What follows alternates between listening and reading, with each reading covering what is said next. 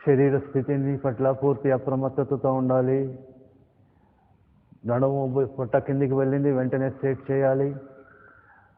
భుజాలు ముందుకు కిందికి వెళ్ళాయి, వెంటనే వెనక్కి లాగి పట్టించాలి. గడ్డ భాగం కిందికి వెళ్ళింది, వెంటనే పైకి అనుకోవాలి. మనసులో వచ్చే ఆలోచనల పట్ల పూర్తి అప్రమత్తతతో ఉండాలి, అవగాహనతో ఉండాలి, అనాసక్తితో ఉండాలి. అనాసక్తి దుఃఖం నుండి ముక్తిని కలిగిస్తుంది. ఆసక్తి దుఃఖానికి మూలం. సహనం దుఃఖాన్ని తొలగిస్తుంది, ఆసక్తిని తగ్గిస్తుంది. సహనం తగ్గుతుంది, ఆసక్తి పెరుగుతుంది. సహనం తగ్గుతుంది, ఆసక్తి పెరుగుతుంది. తద్వారా అనేకమైనటువంటి ఆలోచనల పట్ల ఆకర్షితులవుతాము, అనేకమైనటువంటి విషయాల పట్ల ఆకర్షితులవుతాము.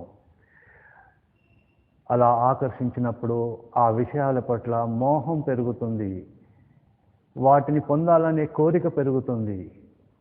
అవి లభించినప్పుడు క్రోధం వస్తుంది, కోపం వస్తుంది. ఇతరులతో సరిగ్గా వ్యవహరించలేము, మనతో మనం సరిగ్గా వ్యవహరించలేము. మన పట్ల మనకు ప్రేమ తగ్గిపోతుంది, ఇతరుల పట్ల ప్రేమాభిమానాలు తగ్గిపోతాయి, సత్సంబంధాలు తెగిపోతాయి. కోపంతో ఇతరులపై ద్వేషం పెంచుకుంటాం, ప్రేమ తగ్గిపోతుంది. సహనం ద్వేషాన్ని తగ్గిస్తుంది, ఆసక్తిని తగ్గిస్తుంది, అనాసక్తిని పెంచుతుంది. తద్వారా మన పట్ల ఇతరుల పట్ల ప్రేమ అభిమానాలు పెరుగుతాయి, సత్సంబంధాలు పెరుగుతాయి, సమస్థితిలో ఉంటాము. ఆరోగ్యానికి మూల కారణం, గోప్యమైనటువంటి సూత్రం అనాసక్తితో నిరంతరం అనాసక్తి సాధన చేయడం. ఎవరైతే అనాసక్తి సాధన చేస్తారో వారు ప్రాపంచికమైనటువంటి భౌతికమైనటువంటి సమస్యల నుండి బయటపడి, ఆధ్యాత్మిక సమస్యల నుంచి కూడా బయటపడి, ఆది దైవికం అంటే పూర్వం నుంచి వస్తున్నటువంటి కర్మల యొక్క దుఃఖం నుండి కూడా బయటపడి ముక్తి మార్గంలోకి ప్రయాణం చేయగలుగుతారు. అనాసక్తి వలన మోక్ష మార్గం తెలుస్తుంది, ఈశ్వరుని పట్ల సమర్పిత భావం పెరుగుతుంది. అట్టి సమయంలో ఈశ్వర కృప అనుగ్రహం మీ పైన ఉంటుంది. ఆ అనుగ్రహం కలగడం వలన ఈశ్వరుని యొక్క సందేశాన్ని స్వయంగా మనం వినగలుగుతాం. ఎవరెవరైతే అనాసక్తి సాధన చేస్తూ ప్రాపంచిక విషయాల నుండి బయటపడతారో వారందరూ కూడా ఈశ్వర అనుగ్రహం పొంది ఈశ్వరుని యొక్క సందేశాన్ని స్వయంగా వినగలుగుతారు. ఇది సాధ్యం. ఎవరైతే పూర్వకర్మల నుండి బయటపడగలుగుతారో, ఎవరైతే పాత అలవాట్ల నుండి బయటపడగలుగుతారో, ఎవరైతే ఆసక్తి నుండి బయటికి రాగలుగుతారో, ఎవరైతే ద్వేషం నుండి బయటపడగలుగుతారో, ఎవరైతే సహనంతో దుఃఖాన్ని జయించగలుగుతారో వారందరూ కూడా మోక్ష మార్గాన్న ఈశ్వర ప్రాప్తి కొరకు ప్రయాణం చేయగలుగుతారు. వారు ఈశ్వర అనుగ్రహాన్ని పొందగలుగుతారు. ఈశ్వర అనుగ్రహం పొందినప్పుడు ప్రాపంచికమైనటువంటి సంబంధాలు ఏవి కూడా మనతో ఉండవు. ఈశ్వరుడు నేను అని మాత్రమే ఉంటుంది. ఇది సాధ్యం. ఇది ప్రతి ఒక్కరూ కూడా అనుభవపూర్వకంగా తెలుసుకోగలుగుతారు. కళ్ళు మూసి ఉంచండి, శరీరం నిటారుగా ఉంచండి. చెట్టు భూమిపైన ఎలా నిటారుగా ఉంటుందో శరీరం కూడా ఆ విధంగా నిటారుగా ఉండాలి. అప్పుడే ఆసన సిద్ధి కలుగుతుంది. ఆసన సిద్ధి, ప్రాణ సిద్ధి, అటు తర్వాతే ప్రణవ సిద్ధి. ప్రణవ సిద్ధి కలిగినప్పుడు ఈశ్వర అనుగ్రహం కలుగుతుంది. ఆసన సిద్ధి కలగాలంటే సంయమం పాటించాలి. సంయమం అంటే ప్రత్యాహార, ధారణ, ధ్యానము మూడింటిని కలిపి చేసేటటువంటి స్థితిని సంయమము అంటారు. ఈరోజు మీరు ఇక్కడ చేస్తున్నటువంటిది కేవలం కళ్ళు మూసుకొని ఏమీ శ్వాస అనేది రాకపోకలను తెలుసుకోవడం కాదు. మీరు చేస్తున్నటువంటి స్థితి ప్రత్యాహార, ధారణ, ధ్యానము మూడింటిని కలిపి సాధన చేస్తున్నారు. దానిని సంయమము అంటారు.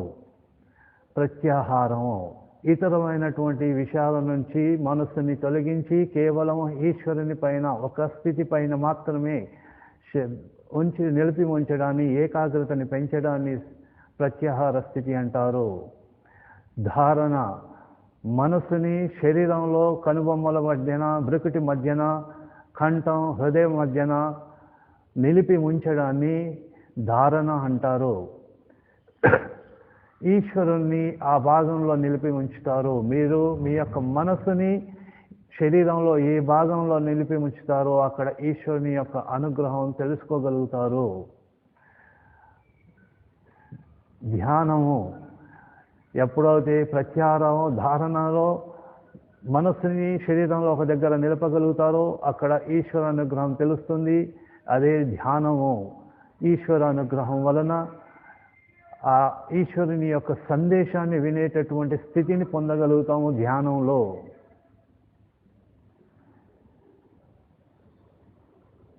అందుకే మొట్టమొదటిగా ఆసన సిద్ధి కలగాలి.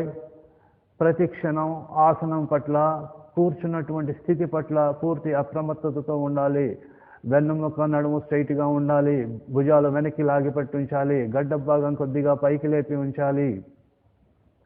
శరీరం భూమి పైన, చెట్టు ఏ విధంగానైతే తన వేళ్ళని భూమి లోపల ఉంచి పై భాగం అంతా కూడా నిటారుగా గాలిలో ఎలా వేరు ఉంటుందో ఆ విధంగా ఉండాలి. నిరంతరంగా శ్వాస యొక్క రాకపోకల్ని తెలుసుకుంటూ ఉండాలి. ఏ నిమిషమైనా శ్వాస, ఏ క్షణమైనా శ్వాస తెలియనటువంటి స్థితి ఏర్పడితే ప్రయత్నపూర్వకంగా 4-5 సార్లు శ్వాసని తీసుకొని వదలాలి. సహజమైనటువంటి శ్వాసక్రియ. ఆ స్థితిలో పూర్తిగా మనస్సు, శ్వాస, శరీరం, ఆత్మ అన్నిటినీ కూడా ఓంకారంలో, ప్రణవంలో నిలిపి ఉంచడం ప్రత్యాహార స్థితి.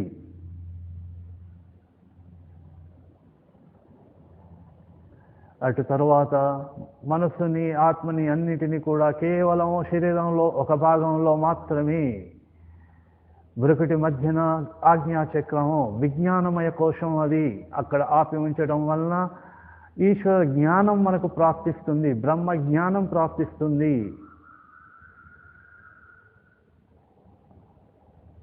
హృదయ భాగంలో ఉంచడం వలన సూర్యశక్తి లభిస్తుంది. ఇతరత్రమైనటువంటి సమస్యల నుండి స్వయాన నశించి ఆ సమస్యలన్నీ నశించిపోతాయి. ఏకాగ్రత ఏర్పడుతుంది. శరీర స్థితిని పట్ల పూర్తి అప్రమత్తతతో ఉండాలి. నడుము పొట్ట కిందికి వెళ్ళింది, వెంటనే స్ట్రేట్ చేయాలి. భుజాలు ముందుకు కిందికి వెళ్ళాయి, వెంటనే వెనక్కి లాగి పట్టి ఉంచాలి. గడ్డ భాగం కిందికి వెళ్ళింది, వెంటనే పైకి అనుకోవాలి. మనస్సులో వచ్చే ఆలోచనల పట్ల పూర్తి అప్రమత్తతతో ఉండాలి, అవగాహనతో ఉండాలి, అనాసక్తితో ఉండాలి. అనాసక్తి దుఃఖం నుండి ముక్తిని కలిగిస్తుంది. ఆసక్తి దుఃఖానికి మూలం. సహనం దుఃఖాన్ని తొలగిస్తుంది, ఆసక్తిని తగ్గిస్తుంది.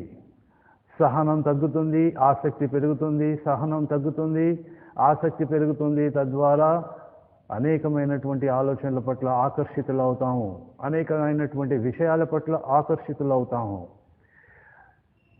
అలా ఆకర్షించినప్పుడు ఆ విషయాల పట్ల మోహం పెరుగుతుంది, వాటిని పొందాలనే కోరిక పెరుగుతుంది. అవి లభించినప్పుడు క్రోధం వస్తుంది, కోపం వస్తుంది. ఇతరులతో సరిగ్గా వ్యవహరించలేము, మనతో మనం సరిగ్గా వ్యవహరించలేము. మన పట్ల మనకు ప్రేమ తగ్గిపోతుంది, ఇతరుల పట్ల ప్రేమాభిమానాలు తగ్గిపోతాయి, సత్సంబంధాలు తెగిపోతాయి.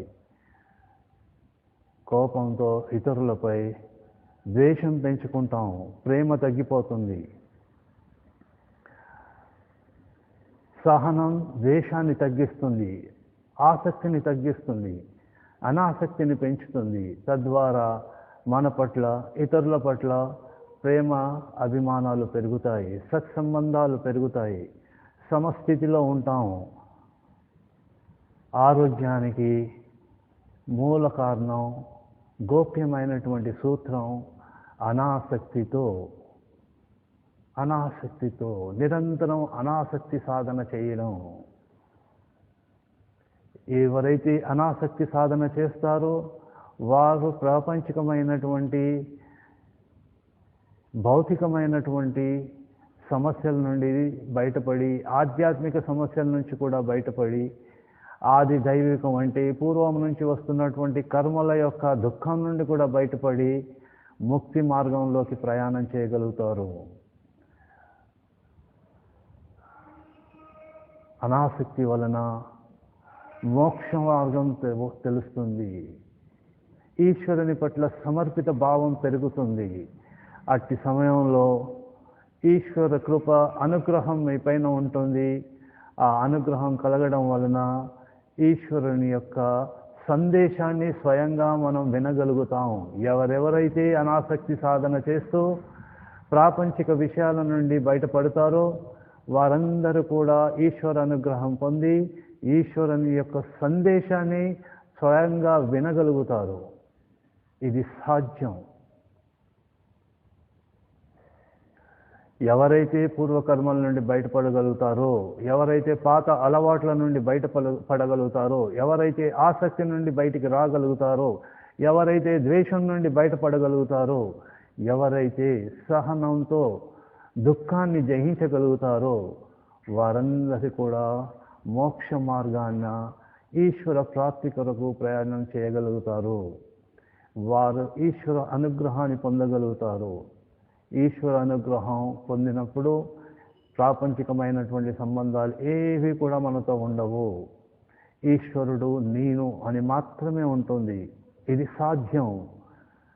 ఇది ప్రతి ఒక్కరూ కూడా అనుభవపూర్వకంగా తెలుసుకోగలుగుతారు.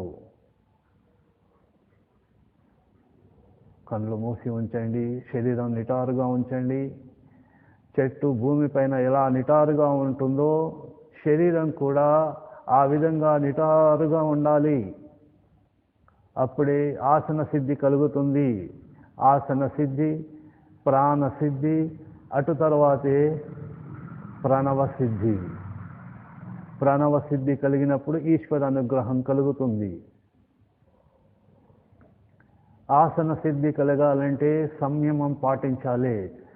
సంయమం అంటే ప్రత్యాహార, ధారణ, ధ్యానము మూడింటిని కలిపి చేసేటటువంటి స్థితిని సంయమము అంటారు.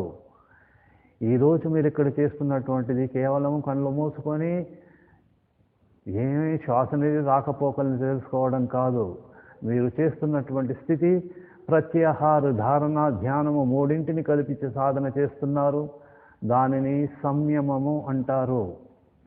ప్రత్యాహారము ఇతరమైనటువంటి విషయాల నుంచి మనస్సుని తొలగించి కేవలం ఈశ్వరుని పైన ఒక స్థితి పైన మాత్రమే నిలిపి ఉంచడాన్ని, ఏకాగ్రతని పెంచడాన్ని ప్రత్యాహార స్థితి అంటారు.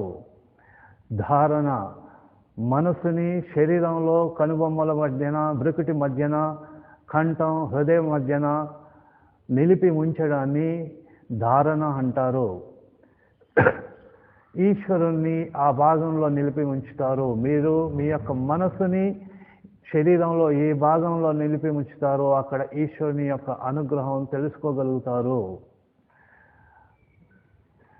ధ్యానము ఎప్పుడైతే ప్రత్యాహారము, ధారణలో మనస్సుని శరీరంలో ఒక దగ్గర నిలపగలుగుతారో అక్కడ ఈశ్వర అనుగ్రహం తెలుస్తుంది. అదే ధ్యానము. ఈశ్వర అనుగ్రహం వలన ఆ ఈశ్వరుని యొక్క సందేశాన్ని వినేటటువంటి స్థితిని పొందగలుగుతాము ధ్యానంలో.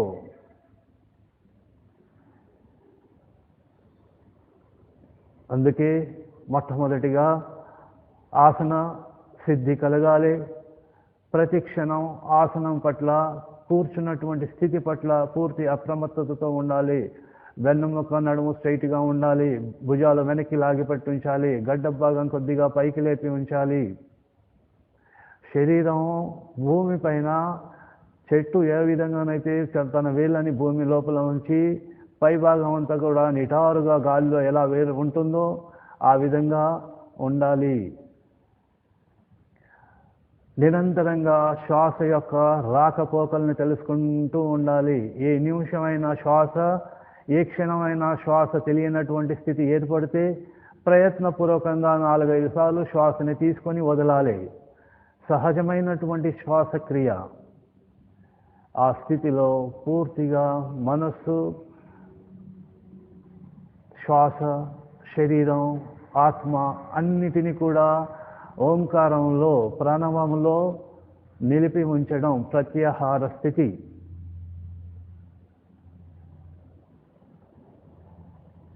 అటు తరువాత మనస్సుని, ఆత్మని అన్నిటినీ కూడా కేవలం శరీరంలో ఒక భాగంలో మాత్రమే, బ్రుకుటి మధ్యన ఆజ్ఞాచక్రము, విజ్ఞానమయ కోశం అది అక్కడ ఆపి ఉంచడం వలన ఈశ్వర జ్ఞానం మనకు ప్రాప్తిస్తుంది, బ్రహ్మ జ్ఞానం ప్రాప్తిస్తుంది. హృదయ భాగంలో ఉంచడం వలన సూర్యశక్తి లభిస్తుంది. ఇతరత్రమైనటువంటి సమస్యల నుండి స్వయాన నశించి ఆ సమస్యలన్నీ నశించిపోతాయి. ఏకాగ్రత ఏర్పడుతుంది. శరీర స్థితిని పట్ల పూర్తి అప్రమత్తతతో ఉండాలి. నడుము పొట్ట కిందికి వెళ్ళింది, వెంటనే స్ట్రేట్ చేయాలి. భుజాలు ముందుకు కిందికి వెళ్ళాయి, వెంటనే వెనక్కి లాగి పట్టించాలి. గడ్డ భాగం కిందికి వెళ్ళింది, వెంటనే పైకి అనుకోవాలి. మనస్సులో వచ్చే ఆలోచనల పట్ల పూర్తి అప్రమత్తతతో ఉండాలి, అవగాహనతో ఉండాలి, అనాసక్తితో ఉండాలి. అనాసక్తి దుఃఖం నుండి ముక్తిని కలిగిస్తుంది. ఆసక్తి దుఃఖానికి మూలం. సహనం దుఃఖాన్ని తొలగిస్తుంది, ఆసక్తిని తగ్గిస్తుంది. సహనం తగ్గుతుంది, ఆసక్తి పెరుగుతుంది. సహనం తగ్గుతుంది, ఆసక్తి పెరుగుతుంది. తద్వారా అనేకమైనటువంటి ఆలోచనల పట్ల ఆకర్షితులవుతాము, అనేకమైనటువంటి విషయాల పట్ల ఆకర్షితులవుతాము. అలా ఆకర్షించినప్పుడు ఆ విషయాల పట్ల మోహం పెరుగుతుంది, వాటిని పొందాలనే కోరిక పెరుగుతుంది. అవి లభించినప్పుడు క్రోధం వస్తుంది, కోపం వస్తుంది. ఇతరులతో సరిగ్గా వ్యవహరించలేము, మనతో మనం సరిగ్గా వ్యవహరించలేము. మన పట్ల మనకు ప్రేమ తగ్గిపోతుంది, ఇతరుల పట్ల ప్రేమాభిమానాలు తగ్గిపోతాయి, సత్సంబంధాలు తగ్గిపోతాయి. కోపంతో ఇతరులపై ద్వేషం పెంచుకుంటాము, ప్రేమ తగ్గిపోతుంది. సహనం ద్వేషాన్ని తగ్గిస్తుంది, ఆసక్తిని తగ్గిస్తుంది, అనాసక్తిని పెంచుతుంది. తద్వారా మన పట్ల, ఇతరుల పట్ల ప్రేమ అభిమానాలు పెరుగుతాయి, సత్సంబంధాలు పెరుగుతాయి, సమస్థితిలో ఉంటాము. ఆరోగ్యానికి మూల కారణం, గోప్యమైనటువంటి సూత్రం అనాసక్తితో నిరంతరం అనాసక్తి సాధన చేయడం. ఎవరైతే అనాసక్తి సాధన చేస్తారో వారు ప్రాపంచికమైనటువంటి, భౌతికమైనటువంటి సమస్యల నుండి బయటపడి, ఆధ్యాత్మిక సమస్యల నుంచి కూడా బయటపడి, ఆది దైవికం అంటే పూర్వం నుంచి వస్తున్నటువంటి కర్మల యొక్క దుఃఖం నుండి కూడా బయటపడి ముక్తి మార్గంలోకి ప్రయాణం చేయగలుగుతారు. అనాసక్తి వలన మోక్ష మార్గం తెలుస్తుంది. ఈశ్వరుని పట్ల సమర్పిత భావం పెరుగుతుంది. అట్టి సమయంలో ఈశ్వర కృప, అనుగ్రహం మీ పైన ఉంటుంది. ఆ అనుగ్రహం కలగడం వలన ఈశ్వరుని యొక్క సందేశాన్ని స్వయంగా మనం వినగలుగుతాం. ఎవరెవరైతే అనాసక్తి సాధన చేస్తూ ప్రాపంచిక విషయాల నుండి బయటపడతారో వారందరూ కూడా ఈశ్వర అనుగ్రహం పొంది ఈశ్వరుని యొక్క సందేశాన్ని స్వయంగా వినగలుగుతారు. ఇది సాధ్యం. ఎవరైతే పూర్వకర్మల నుండి బయటపడగలుగుతారో, ఎవరైతే పాత అలవాట్ల నుండి బయటపడగలుగుతారో, ఎవరైతే ఆసక్తి నుండి బయటికి రాగలుగుతారో, ఎవరైతే ద్వేషం నుండి బయటపడగలుగుతారో, ఎవరైతే సహనంతో దుఃఖాన్ని జయించగలుగుతారో వారందరి కూడా మోక్ష మార్గాన్న ఈశ్వర ప్రాప్తి కొరకు ప్రయాణం చేయగలుగుతారు. వారు ఈశ్వర అనుగ్రహాన్ని పొందగలుగుతారు. ఈశ్వర అనుగ్రహం పొందినప్పుడు ప్రాపంచికమైనటువంటి సంబంధాలు ఏవి కూడా మనతో ఉండవు. ఈశ్వరుడు నేను అని మాత్రమే ఉంటుంది. ఇది సాధ్యం. ఇది ప్రతి ఒక్కరూ కూడా అనుభవపూర్వకంగా తెలుసుకోగలుగుతారు. కళ్ళు మూసి ఉంచండి, శరీరం నిటారుగా ఉంచండి. చెట్టు భూమిపైన ఎలా నిటారుగా ఉంటుందో శరీరం కూడా ఆ విధంగా నిటారుగా ఉండాలి. అప్పుడే ఆసన సిద్ధి కలుగుతుంది. ఆసన సిద్ధి, ప్రాణ సిద్ధి, అటు తర్వాతే ప్రణవ సిద్ధి. ప్రణవ సిద్ధి కలిగినప్పుడు ఈశ్వర అనుగ్రహం కలుగుతుంది. ఆసన సిద్ధి కలగాలంటే సంయమం పాటించాలి. సంయమం అంటే ప్రత్యాహార, ధారణ, ధ్యానము మూడింటిని కలిపి చేసేటటువంటి స్థితిని సంయమము అంటారు. ఈరోజు మీరు ఇక్కడ చేస్తున్నటువంటిది కేవలం కళ్ళు మూసుకొని ఏమీ శ్వాస అనేది రాకపోకల్ని తెలుసుకోవడం కాదు. మీరు చేస్తున్నటువంటి స్థితి ప్రత్యాహార, ధారణ, ధ్యానము మూడింటిని కలిపి సాధన చేస్తున్నారు. దానిని సంయమము అంటారు.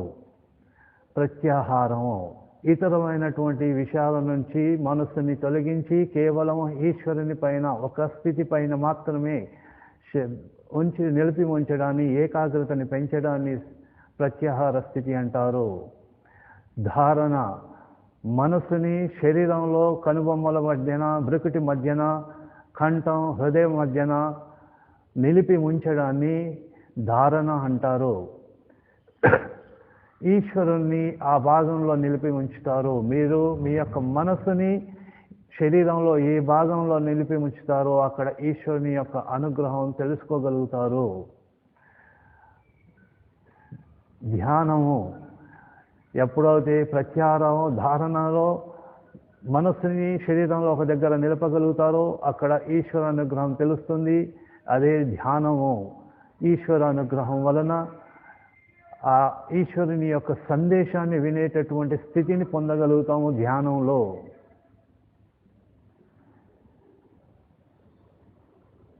అందుకే మొట్టమొదటిగా ఆసన సిద్ధి కలగాలి. ప్రతి క్షణం ఆసనం పట్ల, కూర్చున్నటువంటి స్థితి పట్ల పూర్తి అప్రమత్తతతో ఉండాలి. వెన్నెముక, నడుము స్ట్రైట్గా ఉండాలి. భుజాలు వెనక్కి లాగి పట్టి ఉంచాలి. గడ్డ భాగం కొద్దిగా పైకి లేపి ఉంచాలి. శరీరం భూమి పైన చెట్టు ఏ విధంగానైతే తన వేళ్ళని భూమి లోపల ఉంచి పై భాగం అంతా కూడా నిటారుగా గాలిలో ఎలా వేరు ఉంటుందో ఆ విధంగా ఉండాలి. నిరంతరంగా శ్వాస యొక్క రాకపోకల్ని తెలుసుకుంటూ ఉండాలి. ఏ నిమిషమైనా శ్వాస, ఏ క్షణమైనా శ్వాస తెలియనటువంటి స్థితి ఏర్పడితే ప్రయత్నపూర్వకంగా 4-5 సార్లు శ్వాసని తీసుకొని వదలాలి. సహజమైనటువంటి శ్వాసక్రియ. ఆ స్థితిలో పూర్తిగా మనస్సు, శ్వాస, శరీరం, ఆత్మ అన్నిటినీ కూడా ఓంకారంలో, ప్రణవంలో నిలిపి ఉంచడం ప్రత్యాహార స్థితి.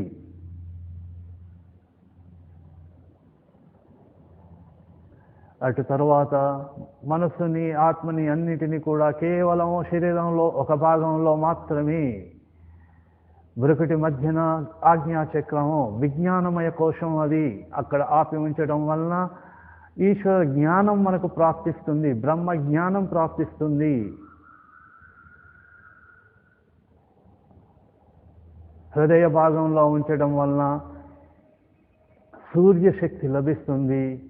ఇతరత్రమైనటువంటి సమస్యల నుండి స్వయాన నశించి ఆ సమస్యలన్నీ నశించిపోతాయి. ఏకాగ్రత ఏర్పడుతుంది.